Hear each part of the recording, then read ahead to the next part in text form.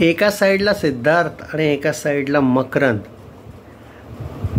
Star caste इथंच पैसा वसूल आहे एवढंच सांगेल. आणि मित्रांनो, मी सांगू, कधी कधी ना चित्रपट, पर्सनल ओपिनियन आहे माझं, कधी कधी लॉजिक वगैरे शोधायचं नसतं यार.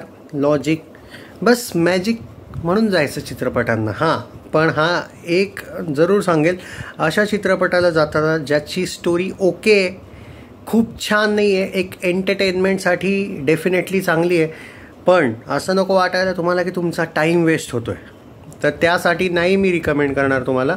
पण हां, जर तुम्हाला एक रिलॅक्सेशन पाहिजे, एक मजा, फनी, जास्त लॉजिक नाही त्यामागे, पण एका आत्म्याला मुक्ती हवी आहे, त्यासाठी तो एकाची हेल्प घेईल. ज्याला भूतं दिसतात तो त्याची हेल्प करेल की नाही, त्या बदल्यात तो त्याला मुलीला पटवण्यात हेल्प करेल.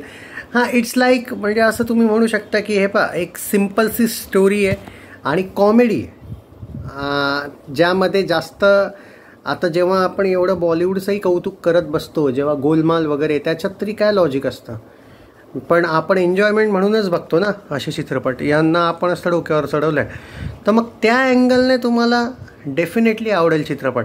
पण आपली जी मराठी इंडस्ट्री ना, मी खूप वेळा बघितलेलं आहे, आपले रिव्ह्यूअर्सच आपल्या फिल्म्सची वाजवतात रे, म्हणजे काही रिझन नसताना. पण मी हे नाही म्हणते की तुम्ही प्रत्येक मूवीचंही कौतुक करा, नो डाऊट, नका करू नसेल आवडत तर.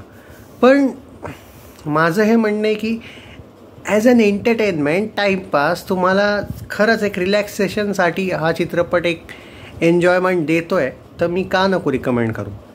मी 5मधून 3.5 स्टार देईल. 3.5 रेटिंग्स 5मधून. एकदा एंटरटेनमेंट म्हणून बघा. जास्त यामध्ये आता स्टोरी वाईज जर बोलायला गेलं ना, तुम्हाला असं वाटेल की यार, जर आता मी स्टोरीज तुम्हाला जवळपास थोडासा प्लॉट सांगितलं, त्यावरून तुम्हाला एक अंदाज येईल की यामध्ये तुम्ही स्टोरीमधून काही जास्त एक्सपेक्ट नाही करू शकत.